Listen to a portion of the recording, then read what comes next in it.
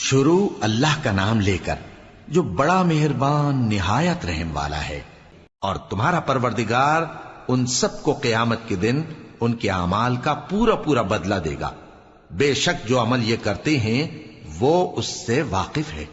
سو اے پیغمبر، جیسا تم کو حکم ہوتا ہے اس پر تم اور جو لوگ تمہارے ساتھ تائب ہوئے ہیں قائم رہو، اور حد سے تجاوز نہ کرنا، وہ تمہارے سب اعمال کو دیکھ رہا ہے۔ اور مسلمانوں، جو لوگ ظالم ہیں ان کی طرف مائل نہ ہونا، نہیں تو تمہیں بھی دوزخ کی آگ آ لپٹے گی، اور اللہ کے سوا تمہارے کوئی دوست نہیں ہوں گے، پھر تمہیں کوئی مدد بھی نہ ملے گی۔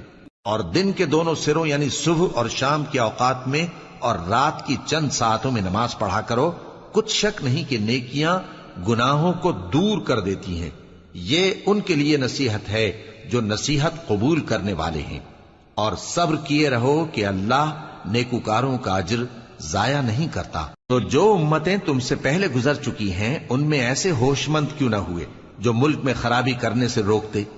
ہاں، ایسے تھوڑے سے تھے جن کو ہم نے ان میں سے نجات بخشی، اور جو ظالم تھے وہ انہی باتوں کے پیچھے لگے رہے جن میں عیش و آرام تھا، اور وہ گناہوں میں ڈوبے ہوئے تھے۔ اور تمہارا پروردگار ایسا نہیں ہے کہ بستیوں کو جبکہ وہاں کے باشندے نیکوکار ہوں از راہ ظلم تباہ کر دے۔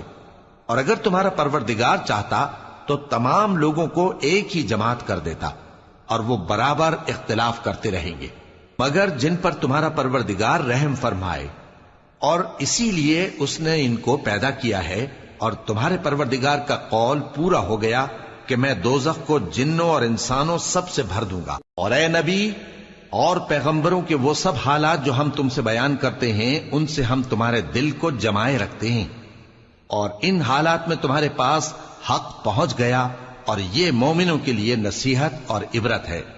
اور جو لوگ ایمان نہیں لائے ان سے کہہ دو کہ تم اپنی جگہ عمل کیے جاؤ، ہم اپنی جگہ عمل کیے جاتے ہیں، اور نتیجہ اعمال کا تم بھی انتظار کرو، ہم بھی انتظار کرتے ہیں۔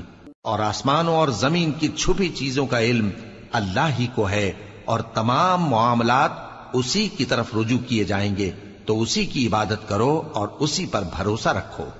اور جو کچھ تم لوگ کر رہے ہو تمہارا پروردگار اس سے بے خبر نہیں۔